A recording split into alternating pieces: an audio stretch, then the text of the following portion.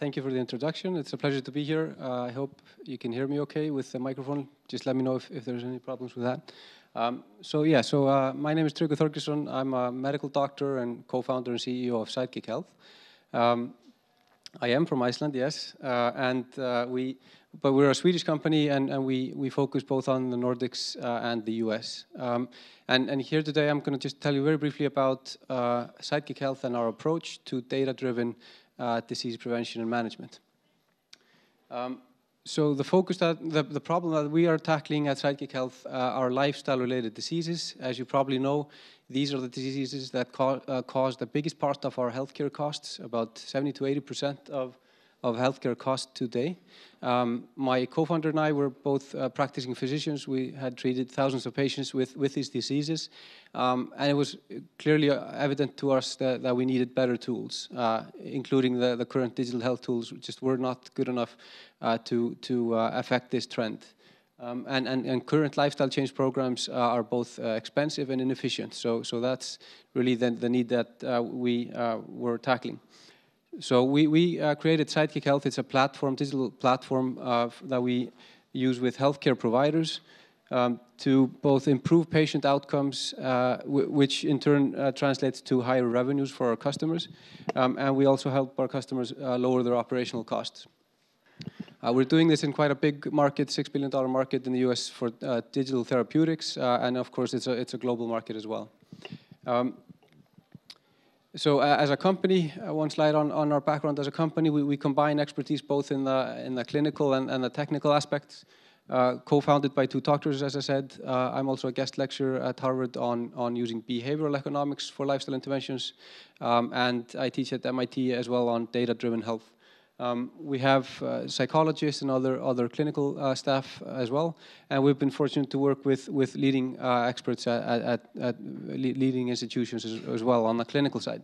On the technology side, I'm also very proud of our development team. They come from a large gaming company, very experienced in creating engaging games, and that's really a big focus of ours, to keep this fun and engaging, not just another boring clinical tool. And our seed investors also include very experienced individuals, such as a director from Google who's responsible for the Google Assistant, which is highly AI-driven, as you know, and we're using more and more AI to guide our product. So I'd say we have a quite balanced transatlantic team, both from the US and here in the Nordics. One slide on behavioral economics. As I mentioned, that's a highly relevant field for lifestyle interventions, combining research in both psychology and economics to teach us, what really drives our daily choices.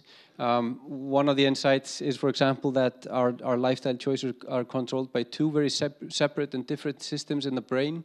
On one end, we have our emotional part, pretty primitive brain centers, sometimes called the crocodile brain. And then we have in our frontal lobe very complex brain centers where we make rational, informed decisions. It turns out, maybe surprisingly, that most of our lifestyle choices are controlled by the crocodile brain. And these guys are very good at talking to that part of our brain. But healthcare and public health have been talking to us much more like this, to the rational side, and it's been quite clear who's winning there. And so as we saw it, also most digital health solutions are making the same mistake, overly targeting our rational side, and that's why they're mostly targeting people already pretty motivated. The whole connected health movement, targeting the Fitbit crowd, so-called, but not really those who need lifestyle change the most. So we use behavioral economics to make sure that we target both of these centers, use a host of proven methods to target also the crocodile brain, and that's how we've been able to get very high engagement in our programs. As a company, we're a business-to-business, software as a service, working with organizations, so healthcare providers, sometimes also large employers, who pay us monthly recurring subscriptions for providing basically a digital layer on top of what they're doing. So these organizations have in-person lifestyle change programs where you have a coach or a nurse working with patients to improve lifestyle, and we provide a digital layer on top of that. And what they then get is people going home and doing 6 to 8 exercises per day on the platform outside of the program, and that translates. We've done a clinical trial, and we can show that this translates to much better results, such as more weight loss and less dropout from the programs. This also means more revenues for our clients because they get paid. For example, in the US, our clients get paid from health insurance companies based on outcomes. So improving outcomes is very important also for the revenues. These are just data from the clinical trial. We did a randomized controlled trial with 160 patients, randomized to either the control groups or the Sidekick group, and we got 76% more weight loss when we added Sidekick on top of traditional treatments. And as I mentioned, we also got we see less dropout from the programs, which is of course really important if you're going to impact someone's lifestyle to keep them on as long as possible. So here's the first slide on the data-driven part. What we do is we collect a huge database with all of the data from our customers who have now done over 1 million exercises on the platform in about using about 120 different types of exercises. So on the platform you can do a variety of exercises. You can improve your diet, you can drink more water, eat more veggies, you can listen to meditation exercises, go out for a run, etc. So we have 120 exercises, over 1 million of those been done by our users. And for each of those data points we have dozens of background variables. So for example, we can see, okay, so there's a 65-year-old woman in Boston going out for a 2-mile walk at 6 p.m. In January. She reports high levels of stress, and she's an introvert. These are all the things that we can know so much about our users. And what we do then is use this rich database to train prediction models using artificial neural networks, and we train them with the data, and they then give us predictions both for our current users in new circumstances. So if the 65-year-old lady in Boston wants to do an exercise 10 a.m. in March, the system will know what she's likely to want. But also, of course, when we get new users, it compares to similar users and curates recommendations for our users. But if we take a closer look at the big data set, so this is just big data analytics. Go ahead, please, and just scoot inside if you'd like. I see there's more people coming in. Okay, so if we take a closer look at the big data set, there's a lot of interesting patterns that we can see there. So just zooming in on that, just to mention a few examples. For example, if we look at the activity profile of our users, so this is for men, looking at activity on the platform from 6 a.m. until midnight. You can see there's a gradual increase throughout the day, with a bump at lunch and a bigger bump during nights or evenings. For women, it's relatively similar. You have a lunch bump, which is a little bit bigger, but interestingly, there's a much bigger bump during the evening. So, for example, when we want to reach out to our female users with notifications and calls to action, we know when it's best to reach them when they're active. This is a partial list. I mentioned we have 120 different types of exercises that you can do. Here we're looking at a part of that list, and we're looking at the activities, whether they're more common or popular amongst women or men. So just to name some examples, we see that logging a glass of water is more common amongst women, 5% more common. Taking the stairs is 15% more common amongst men, and we have 90,000 instances of that, so it's highly significant there.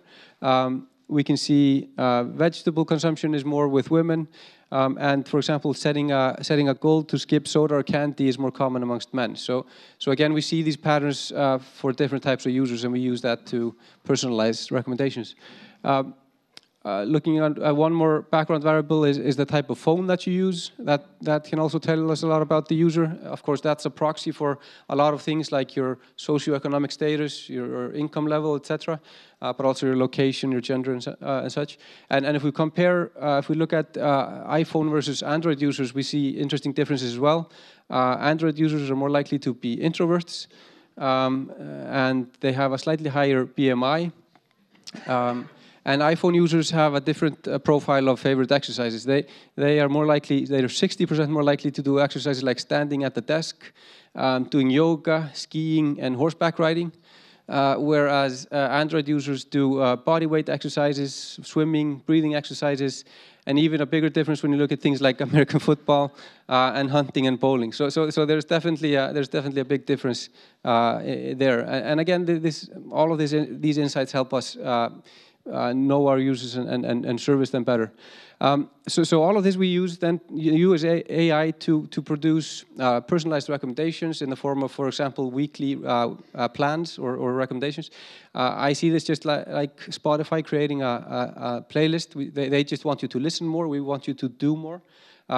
We then suggest a supporter for your program, which can be your spouse, your kids, or your nurse or provider. And your supporter can then remotely interact through the platform or through a healthcare portal web page. And we make sure to make the interactions very efficient. So just in 1 or 2 minutes, the nurse, for example, can have very efficient interactions with the patient to maximize the use of their time. We've launched this with a bunch of participants in various locations. Here's an example of Medicare-aged people that's 65 and older in Los Angeles, where we have, you can see this is the number of daily active users, very consistent throughout 4 months, and at 4 months we still have 84% retention, which is very high for these kinds of programs. And this age group doing 7 exercises per day on the platform, that's also excellent. So we've been very happy to see that. This is another case study from a Spanish-speaking cohort down in San Diego with similar results. And so we've done this with various types of also at-risk minority populations and others, and we get quite good results. So we've been, based off of all of this, we've been chosen now by a growing number of US national level organizations, such as the best-known brand for diabetes prevention in the US, Curves Jenny Craig, which is one of the biggest fitness club franchises, and a growing number of hospitals and health systems. So that's been going quite well. We're even launching Sidekick in Chinese this summer with a partner that approached us who are doing diabetes prevention in China. And so a growing number of partners. And this is maybe more of the focus from the maybe let's say investor side or the company side. We launched last year with our first paying customers. We raised a seed round at the beginning of this year, and are using that to scale up our sales and marketing both in the Nordics and in the US. Launching a PR campaign and sales and marketing, and we'll be raising a Series A round at the end of this year. So this was just a quick overview of how we approach diabetes prevention and management. We also do employee wellness programs with large employers. Tomorrow we're launching with all of the employees of the city of Reykjavik, 9,000 people. So there's a lot of applications for this kind of a platform. I hope we have some time for a few questions. Do you have any? 1 minute left. Okay. Do you have any questions?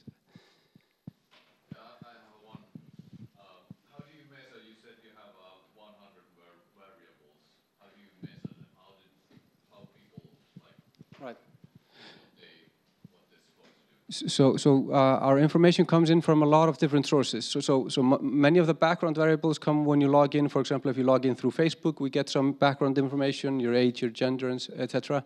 We then gradually, as you go through a program, we collect more information like on your BMI and your activity levels.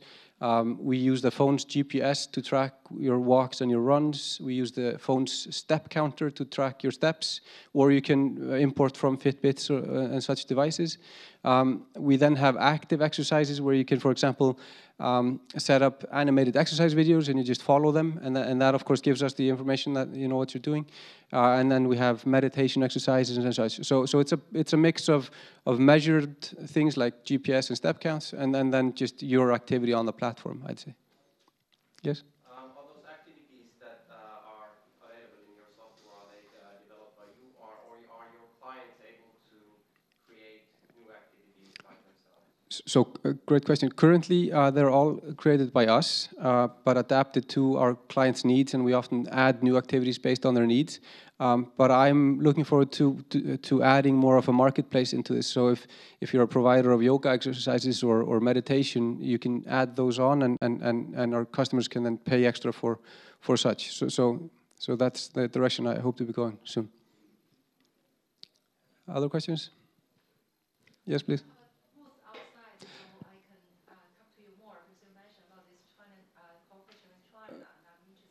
Right.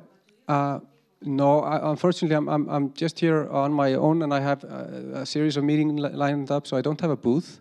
But if I can give you my card, and you can maybe connect. Are you Umbrella? We are the